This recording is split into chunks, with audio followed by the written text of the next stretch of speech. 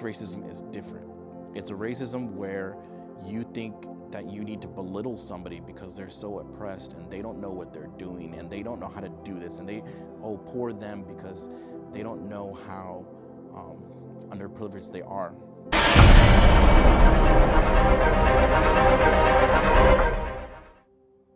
My name is John Samuel Williams, and I'm running for the 51st District of California. And today I want to talk to you about my walkaway testimony. If you don't know what that is, a walkaway testimony is the point in time when I chose to walk away from the Democratic Party. When I was in college, I was a tried and true, hardcore Democrat. I voted for every Democrat candidate without even sometimes looking at their policies, without looking at anything of how it affected my life. I just right down the line always would mark Democrat, Democrat, Democrat, because I hated Republicans so much. I thought they were all racist. I thought they were all against, the working class. Just about everything that you can read on the news today.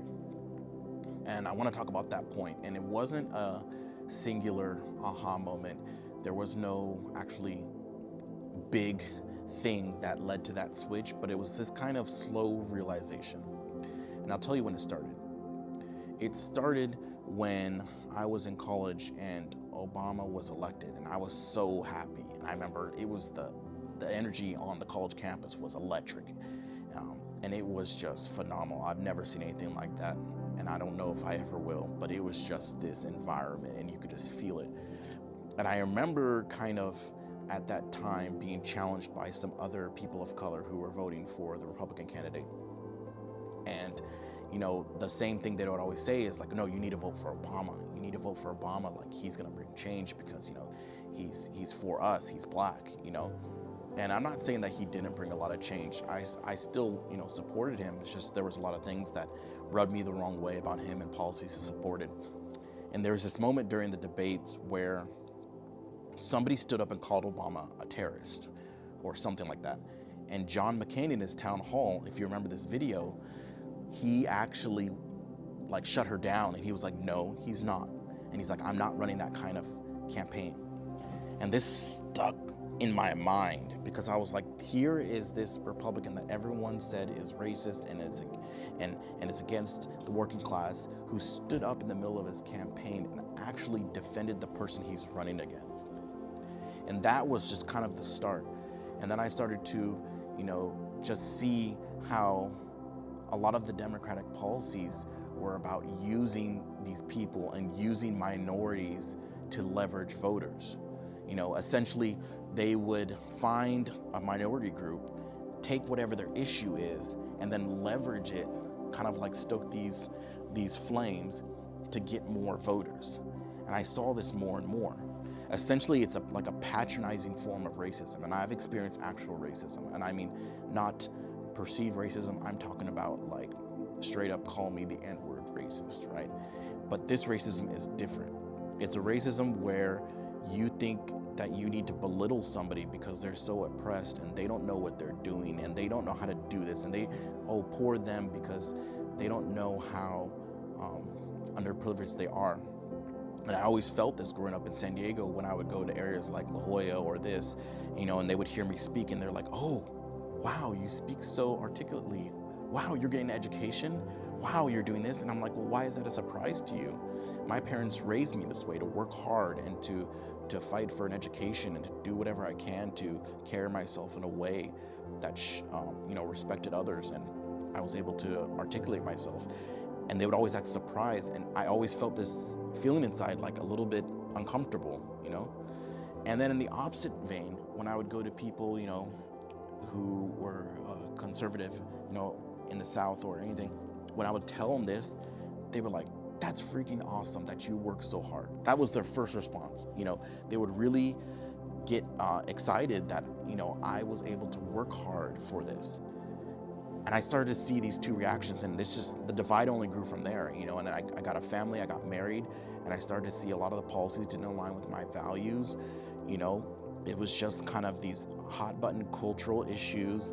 And then I just started to see things like, just financial irresponsibility, not wanting to be held accountable, and just being out of touch with the average working class person. You know, it was just this focus kind of on race and these just cultural minorities, and taking whatever their issue is and making it the broader political party's goal to put that on their banner instead of actually doing something to help it, if that makes sense. And overall, I just felt extremely just patronized. They weren't helping me. They weren't helping my family. They didn't particularly care about me except for my vote. And the way I could tell is they're all riled up right around election time, and then every other time, we don't hear from them. There's a reason why we have rampant mistrust in Congress. There's a reason why we have the highest inflation rates ever. There's a reason why we spend all these money on social programs, but the same social problems still exist, like homelessness and like expensive housing. The fact that we're in San Diego and the average rent is $3,000 a month, but the average wage is $72,000 a year. These numbers don't add up. There's a reason why San Diego is $250 million in a deficit, yet Todd Gloria continues to spend money on side projects. And you're telling me that these are the people who resonate with the working class? You're telling me a multimillionaire who is worth an upwards of $40 million who I'm running against, and whose family has contributed at least over $1 million to Super PAC to run and for the election? You're telling me these people are more in touch with the working class than myself? But you know, people have messaged me really nasty messages on Facebook saying that I should be ashamed because I'm a black and brown person who's a conservative. Which party do you think I would choose to run for? Which party do you think I would more align with my values? The one who respects the fact that I worked hard for everything I've got, or the one who tries to shame me for being a black and brown person and being a conservative?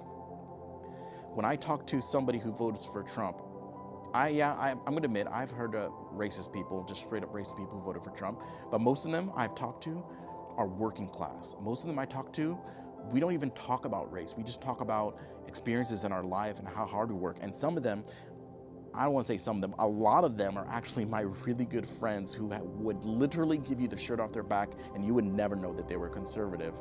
You would never guess that. They would give you the shirt off their back and the last plate of food on their dinner table. All right? But when I tell somebody in the opposite vein, like a Democrat, that I'm conservative, it is like you see this reaction that almost surprises you, because it's almost like it's not even hiding how racist it is. It's just going straight for the jugular. Like, you should vote Democrat because you are black. So who do you want? That's the truth. What's going to come down to. Who do you want?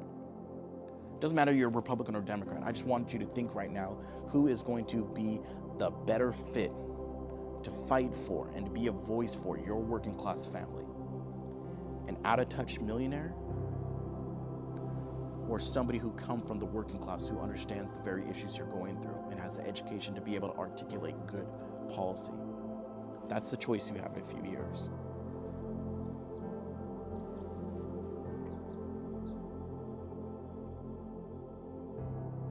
For more great videos, download the Walkaway Social app at walkawaysocial.com. Share your testimonial and join our community.